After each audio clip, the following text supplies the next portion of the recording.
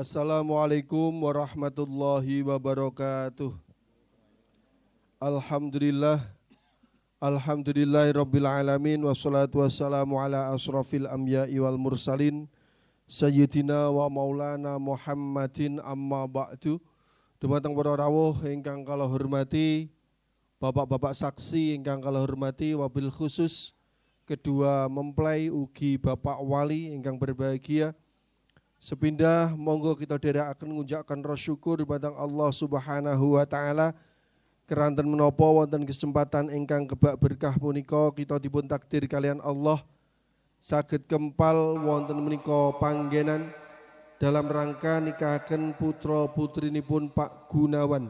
Mugi-mugi menapa ingkang kita lampahi ing saat menika kacatet dados amal ibadah kita sedaya. Ingkang akhiripun Allah ndadosaken kedua mempelai dados pasangan ingkang sakinah mawaddah warahmah dipun paring keturunan ingkang soleh solihah dados jodoh donya jodoh akhirat. Amin ya rabbal alamin. Kaping kalipun salat ugi salam mugi katur dumateng junjungan kita Nabi Agung Nabi Muhammad sallallahu alaihi wasallam ingkang kita anti-anti syafaatipun benjang wonten yaumil qiyamah. Para rawuh, kedua mempelai ingkang berbahagia sakderepun akad nikah kita milai niki dalem perlu ngecek ulang datanipun panjenengan sekalian Mas manten, Mbak manten termasuk walinipun niki cek data untuk yang terakhir kali.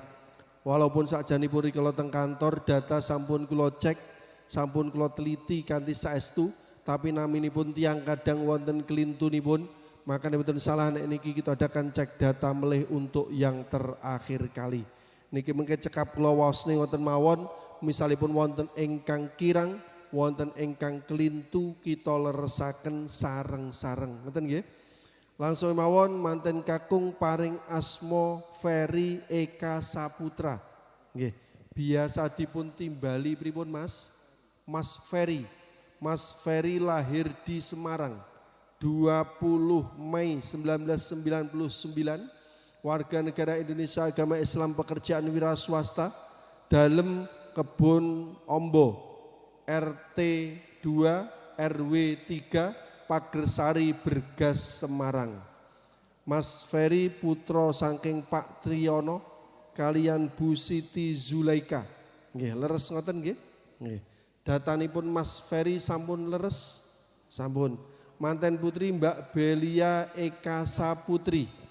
Mbak Belia Eka Saputri lahir di Ngawi 20 April 2001. Warga negara Indonesia agama Islam pekerjaan wira swasta dalam Kampung Rawa Bokor RT 4 RW 3 Benda Kota Tangerang. Nggih. Mbak Belia Eka Saputri putri saking Pak Gunawan kalian Bu Hartini. Nggih. Alamat sami nggih. Sami.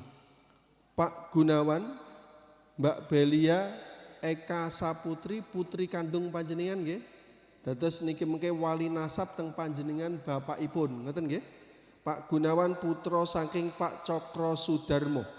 Panjenengan lahir di Semarang 5 Juli 1975. Warga negara Indonesia agama Islam pekerjaan karyawan swasta dalem sami Pak nggih. Kampung Rawa Bokor RT 4 RW 3 Benda Kota Tangerang. Ngoten nggih? Nggih. Datanipun manten putri sampun leres. Bapak sampun leres. Sampun manten putri badene dipun paringi mas kawin perhiasan emas. Ngoten, data dimasuk kita ngoten niku. Enten tambahan ngoten?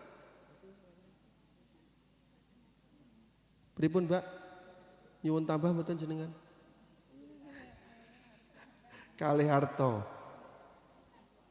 Kalih arto pinten?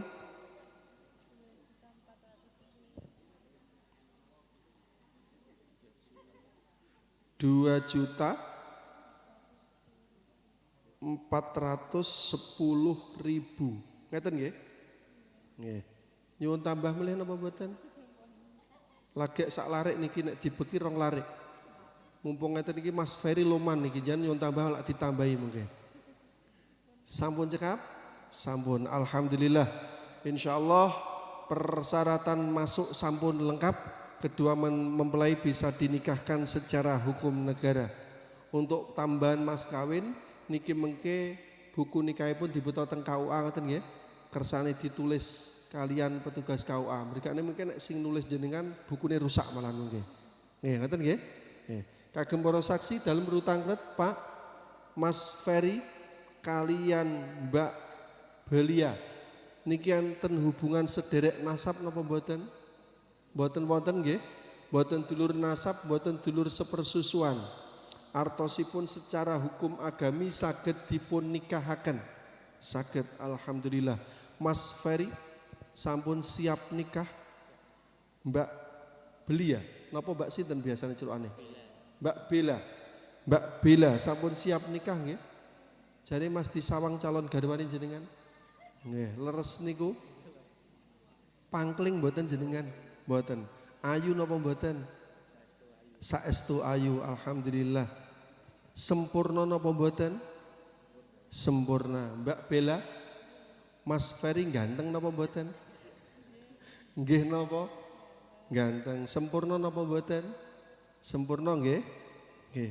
Jare Mas Ferry Mbak Bella, jujur sakniki enek wong sempurna napa mboten? Mboten enten. Sakniki sempurna napa mboten? Kok malah bingung sampean. Mas Ferry, Mbak Bella, betul tidak ada orang yang sempurna. Tapi ketika seorang perempuan menjadi pilihan panjenengan, seorang laki-laki menjadi pilihan panjenengan, maka dia adalah orang yang sempurna. Harus seperti itu. Anggapan sempurna kudu enek neng atine panjenengan.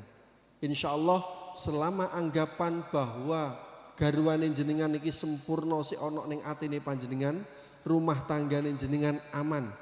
Rumah tanggane jenengan dipun langgengaken kalian Allah Subhanahu wa taala. Keranten Mas, Mbak, membina rumah tangga itu tidak semudah membolak-balik telapak tangan. Membina rumah tangga itu menyatukan dua hati jadi satu. Niku mboten gampang. Ono kalane suatu saat nanti Mas Ferry pengen ngulon, tiba Mbak Bella pengen ngetan. Bareng Mbak Bella pengen ngulon, Mas Ferry malah pengen ngetan. Akhirnya beda pendapat, terus tukaran. Niku manusiawi, niku normal dalam orang berumah tangga. Ojo mbayangne jenengan kaya ning sinetron drakor. Wah, nek dracin drakor niku isine bahagia tok. Jenengan niku urip ora ning dunia sinetron, tapi urip ning dunia nyata. Nek urip ning dunia nyata nggih ngoten niku bumbune wong rumah tangga ana kalane jenengan suweneng tenanan, enek kalane jenengan tresno tenanan, ana kalane jenengan beda pendapat terus tukaran. Nek tukaran kok jenengan ora jodoh, ora cocok mboten. Niku proses dalam rumah tangga. Antarane siji lan siji gak ana sing sempurna, lewat proses dadi rumah tangga sing sempurna. Makanipun Mas, tukaran ya tukaran, tapi iso dadi bumbu sing pas neng rumah tanggane panjenengan. Wong masak tanpa bumbu ora enak, tapi nek kaduk kakean bumbu kira-kira enak napa mboten, Mbak? Mboten enak. Enake bumbune lak pas to. Rumah tangga sepadan ugi nek bumbune pas mengke rumah tanggane jan dadi saya mesra. Biasa nyeluk dik iso nyeluk yayang barang jenengan mengke. Nek bumbune pas, makane bumbune dipasi, kersane rumah tanggane jan dadi rumah tangga ingkang bahagia, rumah tangga sing ayem tentrem dadi jodoh donya, jodoh akhirat. Mas Ferry, mantun iki jangan dadi seorang pemimpin. Jari ar-rijalu qawwamuna 'alan nisa, bahwa laki-laki adalah pemimpin bagi seorang perempuan. Pemimpin boten penguasa sing nguasani wong wedok sak karepe dhewe panjenengan boten. Pemimpin-mimpin piye carane sing dipimpin ben iso ayem tentrem zahir batine. Makanya seorang pemimpin kudu luwih sabar tinimbang sing dipimpin. Mas Ferry kudu luwih sabar tinimbang Mbak Bella. Mbak Bella semanten ugi aja mergo Mas Ferry wonge sabar jan terus sak karepe dhewe. Jenengan kudu iso ngimbangi kesabarane kakunge. Insyaallah nek jenengan saged ngoten niku rumah tangga dados rumah tangga ingkang bahagia, sakinah mawaddah warahmah, dadi rumah tangga ingkang dipun jodohaken kalian Allah, jodoh dunya, jodoh akhirat. Lha kinten dalam boten puluh matur kathah sing sekedhik niki muga-muga iso dadi sangoning jenengan berdua membina rumah tangga menuju rumah tangga ingkang sakinah mawaddah warahmah. Bapak, tugas kula menghadiri, menyaksikan dan mencatat jalannya pernikahan pun putri panjenengan. Wajibipun jenengan nikahaken putrinipun keranten pikantuk jodoh. Niki mengke badene pripun? Wakil kula wonten? Mboten napa-napa, Mbak? Nggih. Mengke kula wakili niat wakil teng kula ikraripun dipun terakaken Pak Mudin, ngoten nggih? Nggih. Mas Ferry king dalem wis belajar carane akad nikah? Perlu digeladi melih. Nggih. Belajar yen kalih kula nggih. Niki mungkin damel basa napa? Basa Indonesia. Nggih, monggo. Niki sik belajar. Kalimat terakhir kula tunai mungkin jenengan jawab. Nggih, ngoten nggih. Dengan mas kain tersebut Anda bayar tunai. Saya terima nikah dan kawinnya Belia Eka Saputri binti Bapak Gunawan untuk saya sendiri dengan mas kawin tersebut dibayar tunai. Nggih, insyaallah saged. Monggo para rawuh sedaya sakderengipun taukil wali akad nikah kita mulai. Kita akan cipta sejenak istighfar syahadat dumateng Allah Subhanahu wa taala. Mugi-mugi dosa kita sedaya ingkang rawuh wonten kitipun ngapunten kalian Allah lan akhiripun saged telu meber dumateng kedua mempelai dados pasangan kang dipun ridhoi kalian Allah Subhanahu wa taala. Dumateng Pak Mudin loteraken sumangga. Assalamualaikum warahmatullahi wabarakatuh. Dumateng ngarsanipun para bapak-bapak, bapak wali, mempelai berdua, bapak saksi, bapak kepala KUA yang dalem muliaken. Kula insyaallah panjenenganipun Bapak Gunawan sampun pasrah dhateng panjenengan Pak Naib. Nggih, nang mboten perlu kula malih terus idinipun nggih bisa napa sawakil ngoten nggih. Nggih monggo kita milai mawon wonten ing kalodhangan enjang menika nyuwun dhateng ngarsanipun Allah mangke mos istighfar. Kita bersyahadat mudah-mudahan Gusti Allah ngridani dhateng niatipun panjenenganipun Pak Gunawan anggenipun nikahaken putra putrinipun pikantuk ridhonipun Allah mangke mempelai berdua saged mujudaken rumah tangga ingkang bahagia lahir batin, keluarga ingkang sakinah mawaddah warahmah, amin ya rabbal alamin.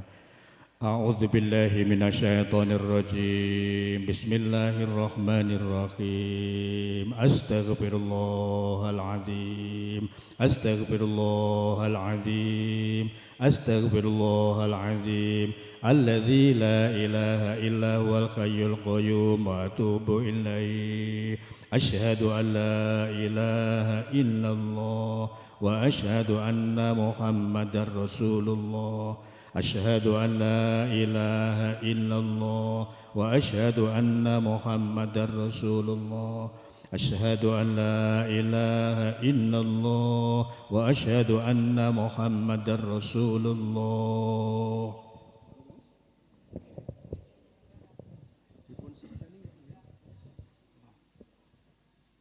Dipun niati ibadah, dipun mantep niatinipun. Kula pinangka wakilipun bapakipun manten putri. Bismillahirrahmanirrahim. Alhamdulillah nahmaduhu wa nasta'inuhu wa nastaghfiruh. Min sururi anfusina wa min sayyiati a'malina may yahdihillahu fala mudhillalahu wa may yudlilhu fala hadiyalah. Asyhadu an la ilaha illallah wahdahu la syarika lahu asyhadu anna Muhammadan abduhu wa rasuluhu la nabiyya ba'dah. Allahumma salli wa sallim ala sayyidina wa maulana Muhammadin wa ala alihi wa sahbihi ajma'in.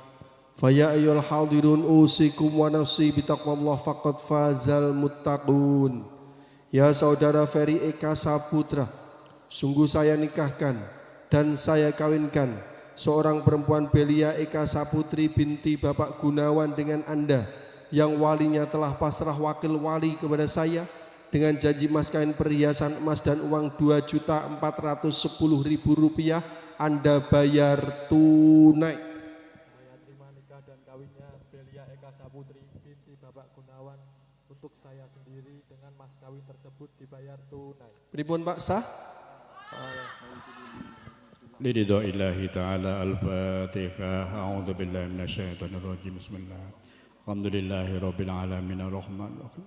Iyyaka na'budu wa iyyaka nasta'in. Shiratal ladzina an'amta 'alaihim ghairil maghdubi 'alaihim waladdallin. Allahumma shalli ala Muhammad wa ala ali sayyidina Muhammad sayyidil awwalin wal akhirin walhamdulillahi rabbil alamin. Allahumma barik lahuma wa barik alaihima wa jama' bainahuma bi khair. Allahumma barik lahuma wa barik alaihima wa jama' bainahuma bi khair. Rabbana hab lana min azwajina wa dhurriyyatina qurrata a'yun waj'alna lil muttaqina imama. Rabbana atina fid dunya hasanah wa fil akhirati hasanah wa qina adzabannar. Subhana rabbika rabbil izzati amma yasifun wa salamun alal mursalin walhamdulillahi rabbil alamin. Al-Fatihah. A'udzu billahi minasyaitonir rajim. Iyyaka na'budu ihdinas siratal mustaqim siratal ladzina an'amta 'alaihim ghairil maghdubi 'alaihim waladdallin.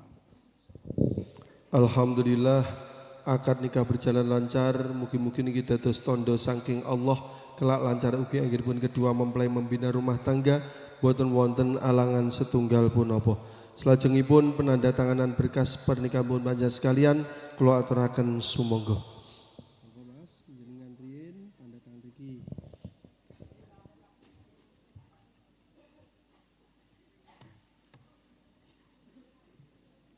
Iki sehat taklik mengke diwaos Mas ya. Persan kamera.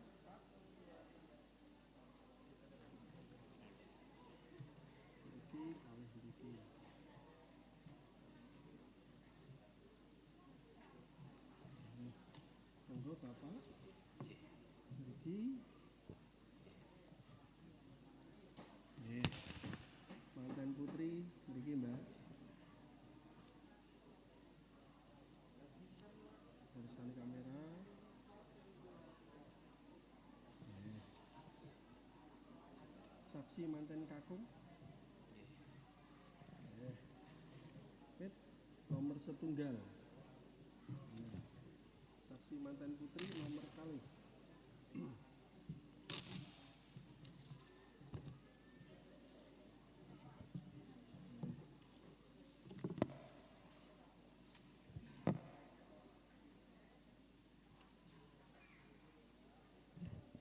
Alhamdulillah akad nikah sampun terlaksana, penanda tanganan berkas sampun terlaksana. maka kami petugas dari kantor urusan agama Kecamatan Jogorogo menyatakan bilih Mas Ferry Eka Saputra kalian Mbak Belia Eka Saputri panjenengan sekalian mulai hari ini resmi menjadi pasangan suami istri yang sah menurut hukum agama dan hukum negara. Dengan demikian Mas Ferry, panjenengan mulai hari ini punya tanggung jawab besar untuk membahagiakan istri panjenengan, bahagia zahir, bahagia batin. Kula namung saged nderek ndonga mugi-mugi perjodohan panjenengan sekalian dipun ridhoi kalian Allah Subhanahu wa taala, dipun dadosaken pasangan ingkang sakinah mawaddah warahmah, dipun paringi zuriyah ingkang soleh solihah dados jodoh donya jodoh akhirat. Kula kinten cekas wonten atur kawula terlepat nyuwun ngapunten. Assalamualaikum warahmatullahi wabarakatuh.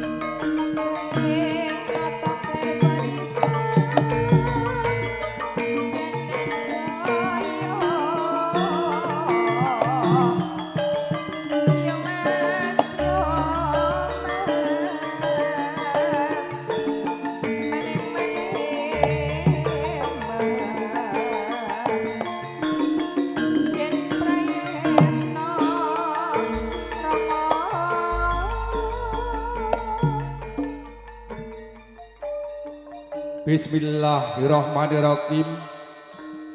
Assalamualaikum warahmatullahi wabarakatuh. Alhamdulillahirabbil alamin. Wa syukurillah wa nikmatillah. La haula wala quwata illa billahi aliyul azim. Amma ba'du. Orene go manis aruming pambudi. Winantu sagung pakurmatan. Mugi tansah antuk tri puspita dana warih. Mugi tansah manggih taline kekadangan. Nuwun kula nuwun. Konjuk katur sagung para pepunden, para pinisepuh, aji sepuh kasepuhan. Ingkang sampun pono ing pamawas lebda ing pitutur ingkang dahat pinundi. Para alim, para ulama, Rama Yai, Rama Haji, Ibu Hajah, Ibu Nyai, santriwan santriwati, rinten pantara ratri ingkang cinaket weda suci wahyuning ilahi. Kinarya panuntune manembah mring ngarsane Gusti kang purba ing dumadi ingkang satuhu pantes kinabekten. Para pangemban pangembating praja, satriya kusumaning negara, para purna labet karyaning praja ingkang hambek ber budi dharma, satuhu pantes sinudarsana. Tan kantun para kadang werda muda tumaruna ingkang tansah kawis tingal tancut gumbregut angayai karya, satuhu pantes kinurmatan. Datan kantun para kadang-kadang seniman seniwati jangkep Elwida ingkang sampun handuda-handudu angrembakaaken budaya luhung ingkang satuhu pantes kitresnanan dalasan ingkang satuhu pantes kinurmatan. Sedayanipun sumangga nun kula dherekaken manengku puja puji syukur kunjuk wonten ngarsa dalem Gusti ingkang Maha Nasa Katiti. Kula lan panjenengan sami rikalenggan menika taksih kepareng makempal kanthi bagas waras. Saengga nuwuni dawuh pangandikanipun pepunden kula Bapak Gunawan Sarimbit Ibu. Tan manggih pambengan sakara-kara. Sholawat sarta salam mugi katetepaken dumateng junjungan kita Kanjeng Nabi Agung, Kanjeng Nabi Muhammad sallallahu alaihi wasallam. Ingkang kula ajeng-ajeng sapatipun wonten donyanipun ngantos dumugi ndelan benjang. Sinurung sediane kayun ginubah saking sediane manah miwah binuka saking prentuling nala. Ambabar swasana ingkang parikedah kula cumantaka pinangka pangendali wara. Wonten seduhing penggalih kepareng silaturahim salebeting pawiwada wonten ing ari kalodhangan punika. Ewadene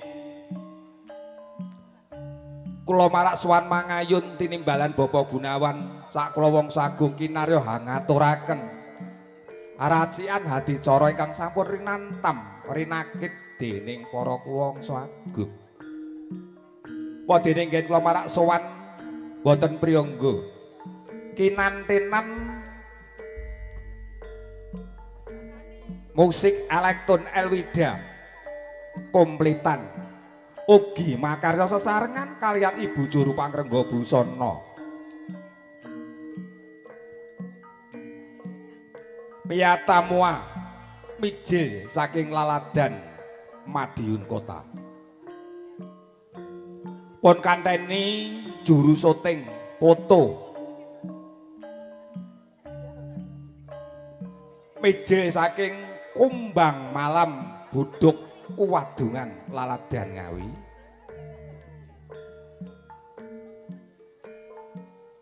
Wadene sedayanipun ngestokaken dawuh saking pepunden kula Bapak Gunawan badhe makarya sesarengan wonten ing ari kalodhangan punika. Pramila pepunden kula Bapak Gunawan Sarimbit Ibu sampun netepi darmane asepuh Mahargya Suta Amiwaha Siwi. Siwi kusumaning ayu Diahayu Rara Bela Eka Saputri. Atmaja saking Bapak Gunawan Ibu Hartini. Are kalenggan kok sampun jinatu krama kalian Risang Bagus Mas Ferry Eka Saputra. Atmaja Bapak Triyono sekalian Ibu Mijil saking Laladan Bregas Semarang Jawa Tengah.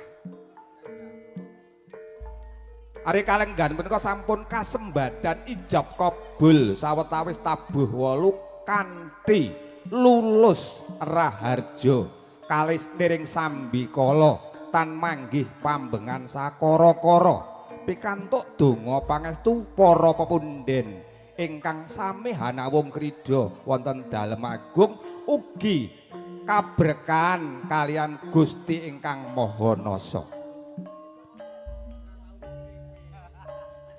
Jumbuh kang ginayuh sembada kang sinedya rikalenggan menika pepunden kula Bapak Gunawan Sarimbit Ibu. Natapi darmane sepuh kentas pitulus ingkang putra putri nyuwun donga pangestu dumateng sagung para rawuh para tamu kakung suwawana putri ingkang luhuring budi. Mugia tansah paring donga tumanduk dumateng Bapak Gunawan Sarimbit Ibu kula wangsa agung.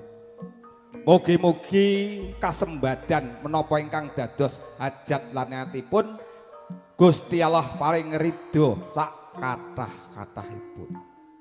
Ewadene pamundhutipun Bapak Gunawan tumanduk dumateng sagung para tamu. Mugi panjenengan sami kersa hanjenengi wiwahan ari kalenggan menika ngantos titi purnaning gati. Nuwun nuwun kula nuwun.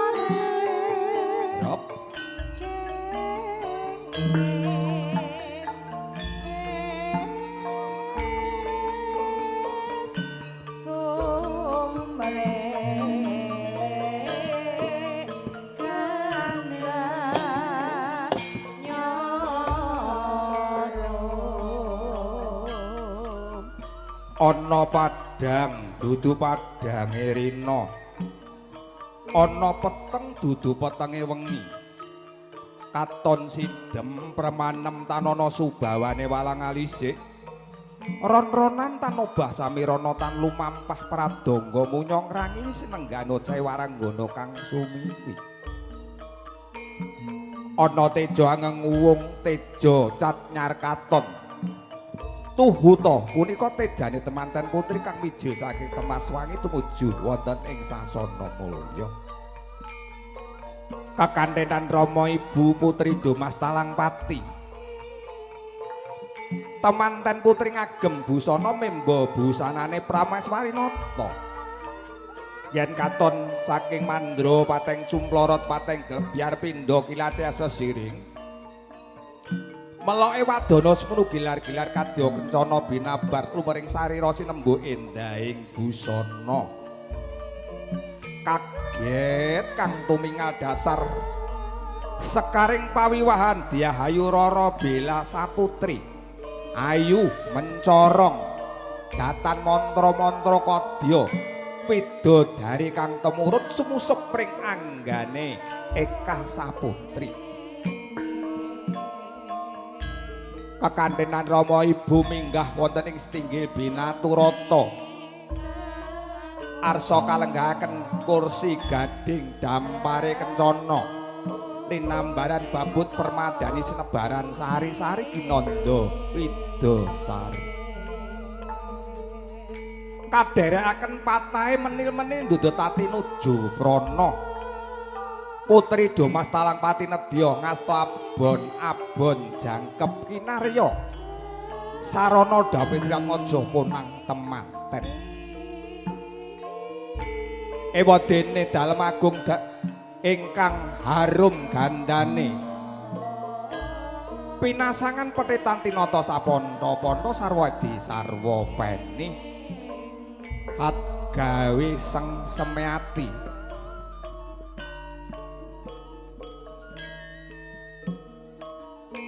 Putri Domas Talangpati coba maju sauntara cahayu cah bagus iki wujute kembar mayang sakembaran Sekaradi Mancawarna kang pinangka kanggo sarana dhawuhe putraku mangko cahayu cah bagus Sekar mayang sakembaran Sekaradi Mancawarna Kalpataru gedang mas pupus cindhe sinom parijata kang cecangkok Wijaya Mulya bisa mekar bisa mikup yen mekar kadya mrica jinumput eling-eling kang rinakit para widodari kang pinilih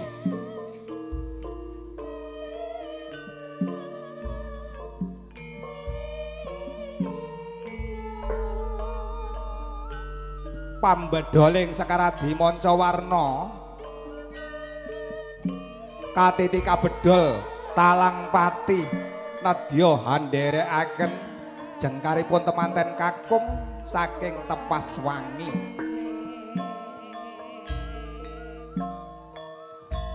monggo Mas laju wonten Tepas Wangi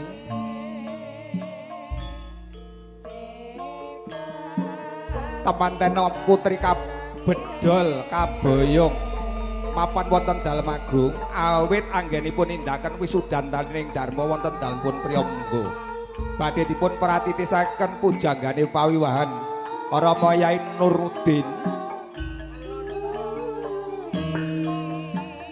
monggo Rama daya-daya gegancangan pun kanthi putra-putrinipun manjing wonten ing dalem agung wisma arum wisma indah yen dalu kaya raina yen raina saya hanelai labet sang setya kang mapan wonten ing dalem agung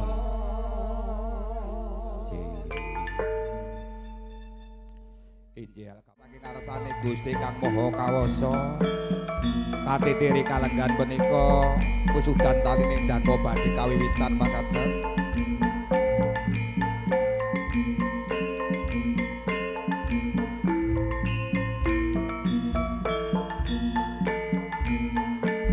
monggo keluarga agung saking Semarang sedayanipun handherekaken jengkaripun temanten kakung jengkar saking Panti Busana tumuju wonten ing dalem agung nggih monggo gegancangan lumaksana tumuju wonten ing dalem agung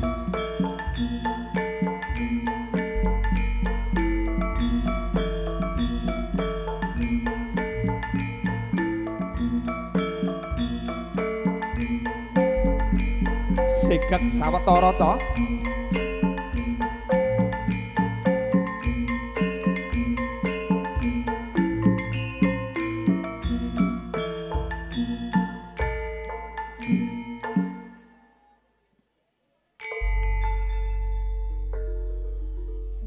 kinlantenan wisudan taline dharma nyuwun berkah waosan srokal kunjuk dumateng para kadang-kadang Elwidah Allahumma sholli ala sayyidina Muhammad.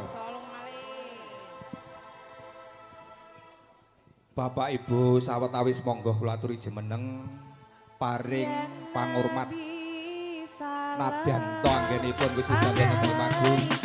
Monggo satur salam alaika ya Habib, salam alaika, sholawatullah alaika, asyraqal badru alaina, fadawat minhul budur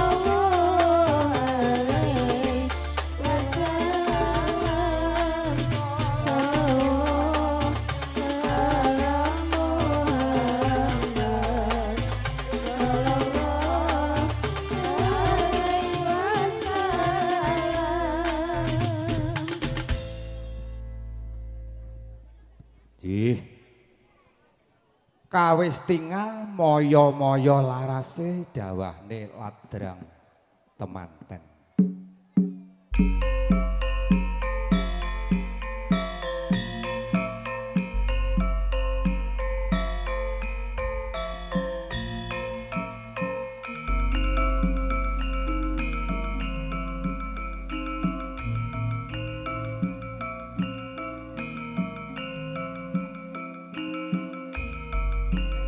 Temanten sarimbit sampun sinumpan sindur amaneka retna miwah seta kaliyan Rama dalasan ibu. Mejelipun Rama kene-kene genduk kene cahayu. Ndak tuntun margining kahutaman ya nduk cahayu cah bagus. Nggih. Sira kasengkaken kaluhur pindhane raja sedina ratu sedalu merpati sehari. Aja tida-tida ya nduk ya li. Sira ngancik wayahe kadewaksan.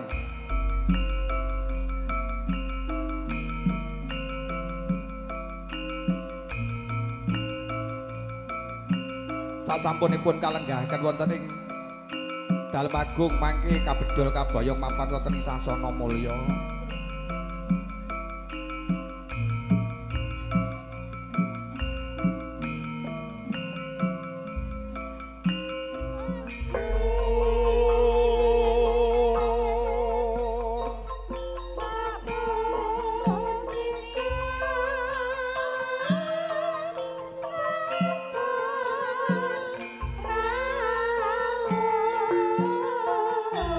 Sapunika sampun rawuh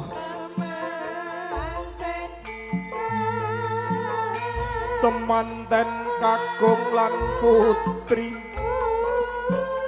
Oh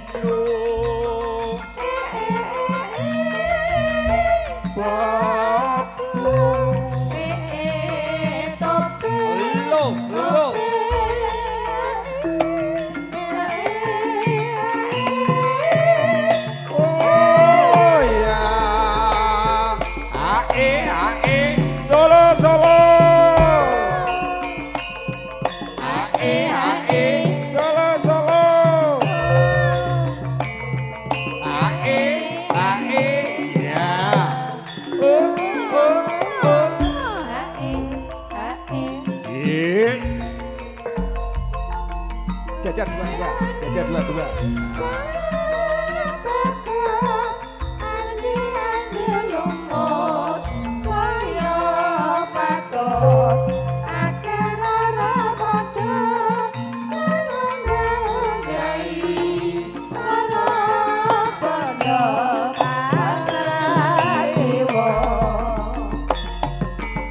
Monggo Rama Jawa Tasta kalian Kadang Besan Sutresna kepareng.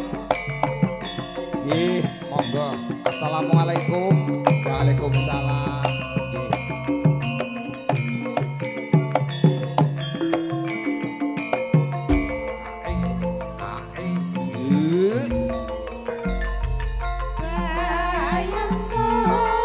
Monggo ngaturaken lenggah alenggahi palenggari kang sampun sumadyo wonten ing sasana mulya.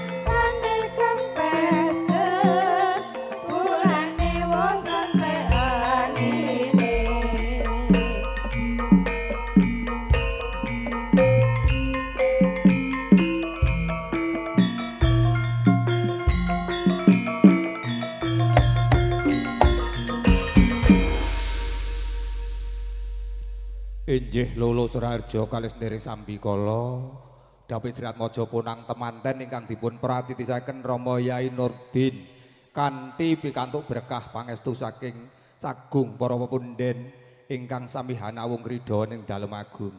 Mugia tasah kasembadan menapa ingkang dados sedyaning pepunden kula Bapak Gunawan sak kula wangsa agung makaten. Ewadene temanten sarimbit sampun lenggah jejer sumanding kang garwa. Batubat Mbak Saputri cobi Mbak Radi Nengkleng tur mesem sedih ngeten mawon coba biyuh jebule seme pait madu ya Mbak mula Mas Saputra neng ngenteni sampai 10 tahun nijik kasih tak jagat ora ana papat sak donya ora ana 5 mung sawiji sing dadi gantilane ngati toblas jih Kadang Besan Sutresna pareng rawuh sampun angestreni tawi berkahi temanten putri wonten ing sasana mulya jangkep sak mangke hadicara candhakipun waosan ayat suci Al-Qur'anul Karim ingkang badhe dipun tindakaken kalian Mas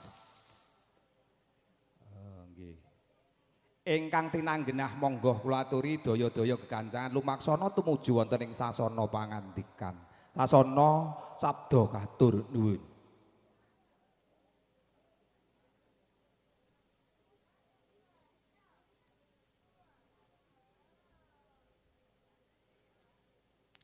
Oh inggih anggenipun lenggah wonten wingking.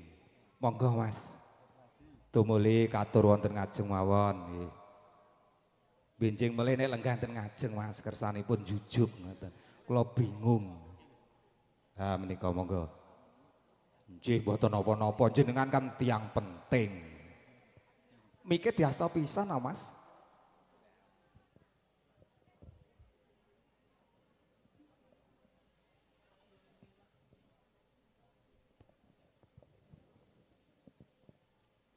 Bismillahirrahmanirrahim. Assalamualaikum warahmatullahi wabarakatuh.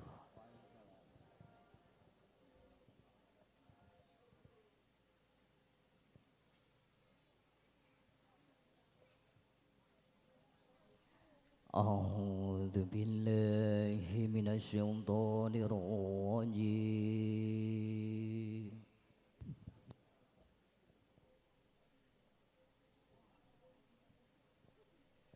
Bismillahirrahmanirrahim.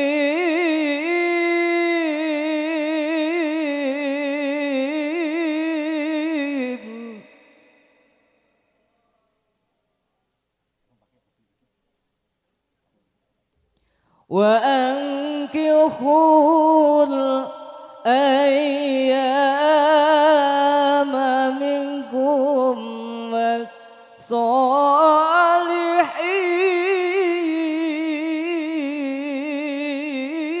والصالحين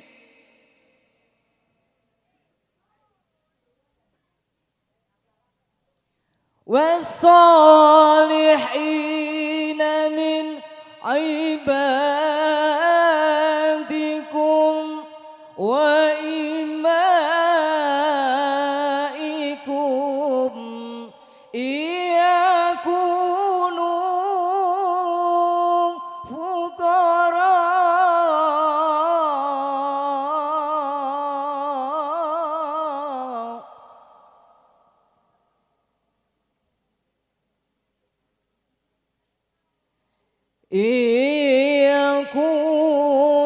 يكونوا فقراء يغنيهم الله من فضله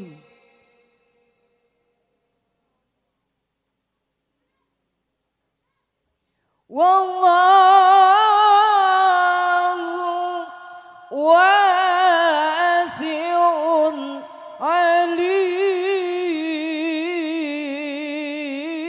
عليم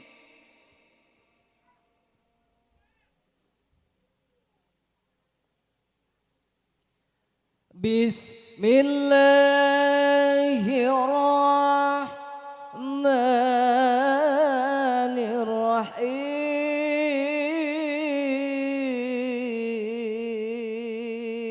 الرحيم والذين يقولون ربنا هب لنا من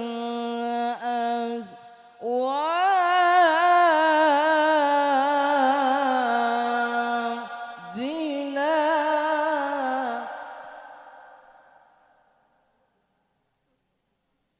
من أزواجنا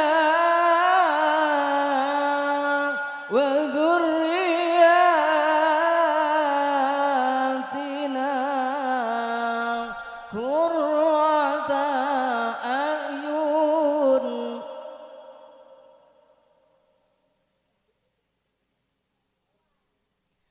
وجعلنا للمتقين إماما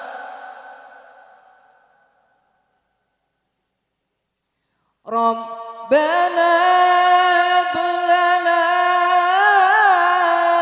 من أزواجنا وذرياتنا قرة أعين وجعلنا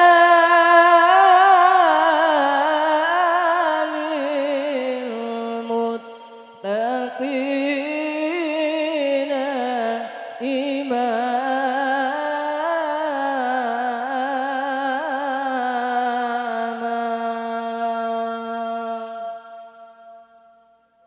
صدق الله العظيم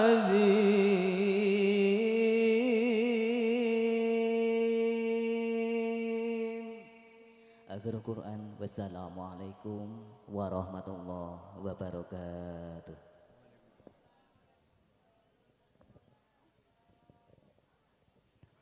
Waalaikumsalam warahmatullahi wabarakatuh.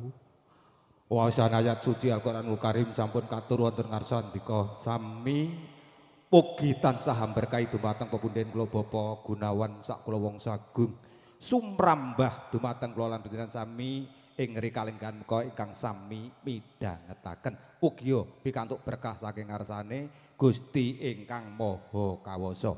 Amin amin ya Rabbal alamin. Dungkap hadicara candhaipun inggih menika kerubungan jangkep. Nggih. Kula sampun dipun paring sasmita kalian juru pangrengga busana.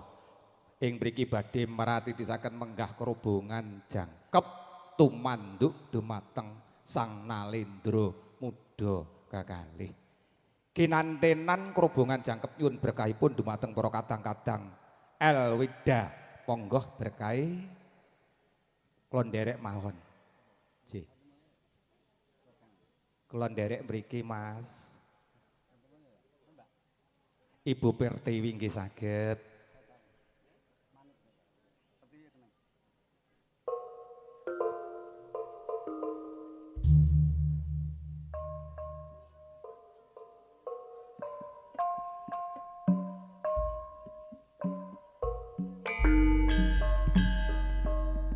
Saranane wong ngaluhung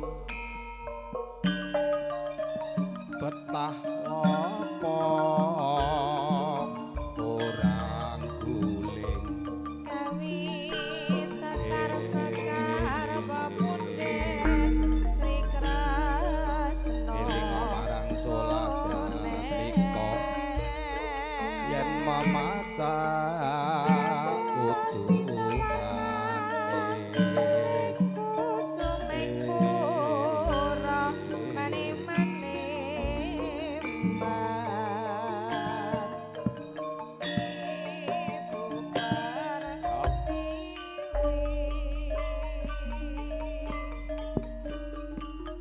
Sang Nalendra Muda kekalih ing pangajab badhe sowan mring ngarsane Rama dalasan ibu. Nyuwun donga pangestu dumateng Rama dalasan ibu. Saderengipun sowan Rama ibu kalajengaken sembah kalbu. Temanten putri sungkem mring temanten kakung Kang Mas.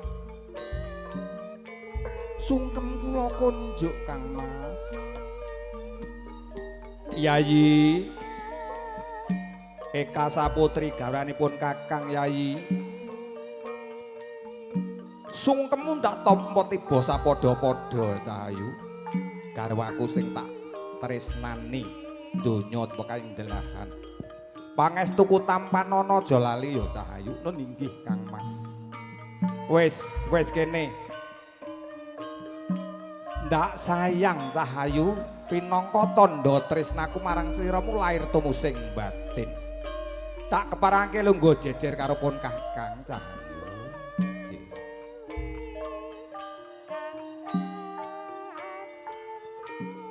Kang Mas. Monggo Kang Mas. Kula dherekaken sowan Rama Ibu nyuwun donga pangestu. Ing pangajab ugi anggenipun gebyur madyaning bebrayan tansah pinaringan bejo mulya Kang Mas. Kene genduk anakku Saputri kene sungkem karo ibu ya Nduk Cahayu kene. Duk nalika sira ndak gembol awase nawa candra dasa ari ya Nduk 9 sasi 10 dina. Tak lairke ana ing jagat raya toh-tohane patine bukmu. Ijole mung sungkem bekti karo wong tuwa ya Nduk Cahayu cah batik inggih Ibu. Matur gunging panuwun tanpa pepindhan Ibu. Semonoga kowe cah bagus saputra wonten dawuh Rama. Tresnanana garwamu ya putraku Saputri. Nggih sanget anggen kula tresnani Rama. Iya. Aja tida-tida ya Le cah bagus. Tresna donya temeka ing delahan. Iki sira nampa wahyu katentreman, muga-muga bisa tentrem wiwit donya temeka ing delahan Cahayu, cah bagus anakku sak kaloron. Wis kono. Ndak keparangake sowan Rama sing saka Semarang. Inggih Rama. Karo nyuwun gembolan sing akeh ya Nduk anakku Cahayu. Nggih, Semarang nggone gembolan. Rama. nada duka sapitri ingkang sowan Rama. Nyuwun donga pangestu mugi-mugi anggen kula mangun bebrayan kayan Kang Mas Saputra saged atur runtut. Yo Bang teng pantrimaning sun Cahayu anakku. Tak pangestoni banyu mili rina wengi datan kendat kadya hiline tirta sing saka pucuke Narwada ya Nduk ya Le. Nggih. Saputra wonten dawuh Rama, anakku bocah sigit, bocah ganteng, bocah jentara ya Le. Muga-muga sira isa ngluhurke asmane wong tuwa. Babasan mikul dhuwur mendem jero ya Le. Nggih Rama, donga pangestu panjenengan kula suwun Rama. Iya. Tresnanana bojomu donya temaindelahan ya anakku cah bagus. Nggih. Mbak digandeng Kang garwa, Mbak. Lah dalam pun slonang-slonong niku garwa kinasih lho, Mbak. Nggih. Awas, pusaka Kiai Senggol Modot kuwalik napa mboten, Bu? Niku dipun pernahne. Lah dalam. Nek kuwalik ya ora menak lho, Mbak, ngono kuwi. Tenan kok. Lah dalam. Nggih.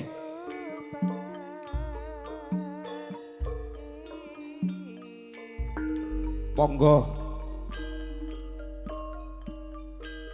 Menika kacar kucur Gunakaya. Beras kawak, asam kawak, kedele kawak, sedaya sarwa kawak, sak kawak-kawake aburampe sik kawak mantene calone. Dimas, wonten dawuh Kang Mas. Iki kayane pun Kakang ndak parengke marang sira kabeh Cahayu garwaku, pun Kakang ora ngengeh setitik-setitik. Oh, nggih Kang Mas.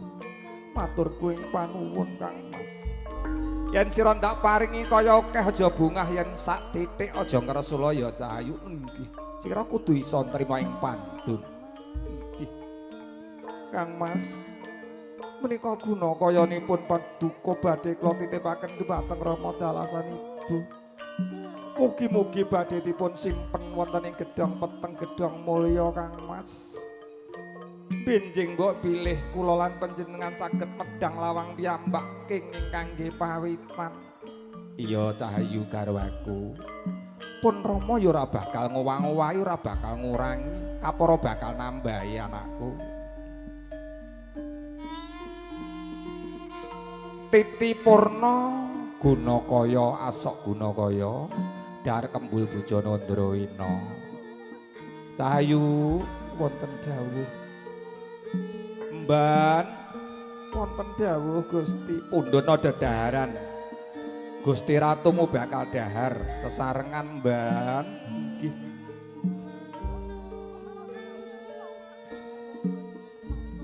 Kene Cahayu garwanipun pun Kakang wis krasa ngelih sira dolangan ya Cahayu. Nggih Kang Mas, monggo. Suwawi kula aturi ngicipi menapa ingkang dados masakan kula Kang Mas. Iki tandha tresnaku marang sira, tresna lahir tumusing batin Cahayu garwaku, sira bakal ndak dolang.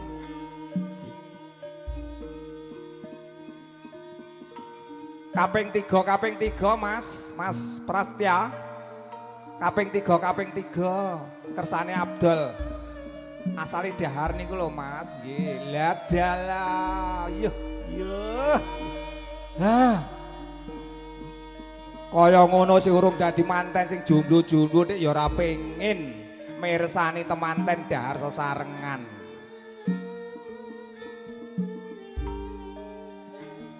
Titi Purna dahar kalajengaken unjuk tirta wening kang mijil saking kendi Pratala. Ing pangajap mugia tansah meneping kalbuh weninging penggalih. Satemah manggih ayem tentrem donya dumugi ning dalahan. Ayo Kang Mas, unjuk sesarengan Kang Mas. Menika unjukan sampun dipun mantrani kalian pujanggane pawiwahan supados kiyat slamet seger waras. Mboten wonten rubeda menapa-napa Kang Mas. Iya Yayi.